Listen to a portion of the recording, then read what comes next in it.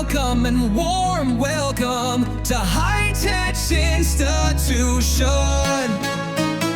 Hi Yuva, welcome to AWS Interview. Hello, sir. Yeah, can we start? Yes. Okay, your first question is in your last project, how did you implement high availability for an application in AWS? Yeah, we deploy the application in multiple availability zone using an auto scale group behind an application load balancer. Auto scaling ensured scaling in and out based on traffic, and ALB distributed request across healthy instance. Database was deployed in multi Azure RDS for failover. This gave us a 99.99 uptime. Okay, your next question is how did you handle application logs in AWS project? Yes, we used CloudWatch logs to collect application and system logs from EC2 and Lambda, and created log groups and streams for each environment, and integrated with CloudWatch matrices for alarms, and then for long-term storage and analytics, logs were streamed to S3 plus Ethna. Okay, Yuva. Explain a CI/CD pipeline you implemented in AWS. Yeah, in one project, we built a pipeline using code commit and code build and code deploy and code pipeline. For containerized apps, we used ECR2 plus. For containerized app, we used ECR plus ECS with blue-green deployments to ensure zero downtime. Okay, Yuva. How did you manage sensitive credentials in your AWS project? Yeah, we used AWS Secrets Manager and SSM parameter stores, and application fetched credentials dynamically via IAM rules. No hard-coded passwords in code, and secret rotation was automated. Okay, you are super. Your next question is how did you migrate on premises applications to AWS in your project?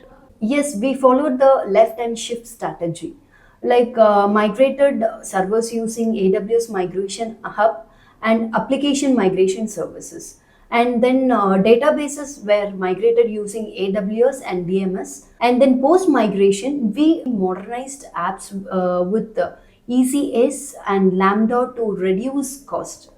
Okay, what monitoring solution did you use in your project?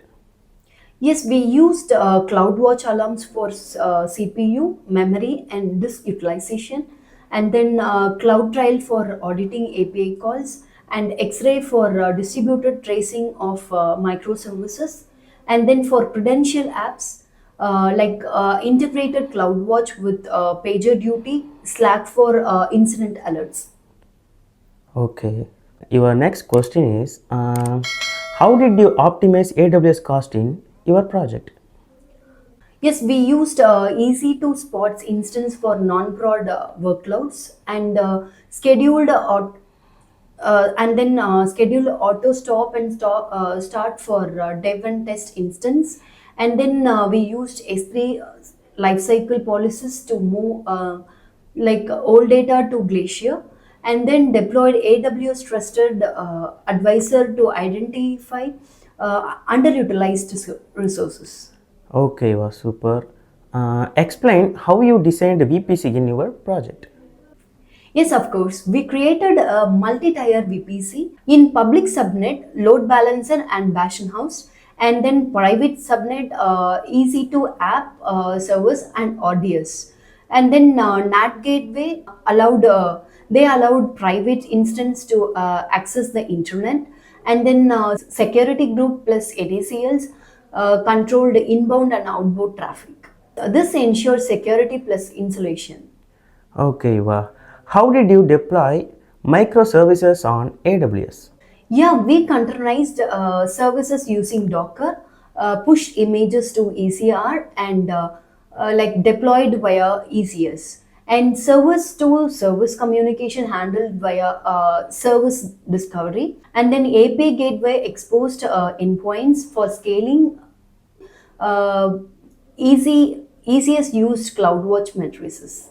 Okay, your last question is, can you explain in disaster recovery setup you implemented? Yes, of course. We followed a pilot light DR strategy, like a primary region hosted active workloads, and then secondary region had minimal resources, and then data replicated via S3 cross region replication, and then audience grid replica. And in case of failure, scaled up resources in DR region using CloudFormation templates. Okay, thank you. Thanks for your time. Thank you, sir.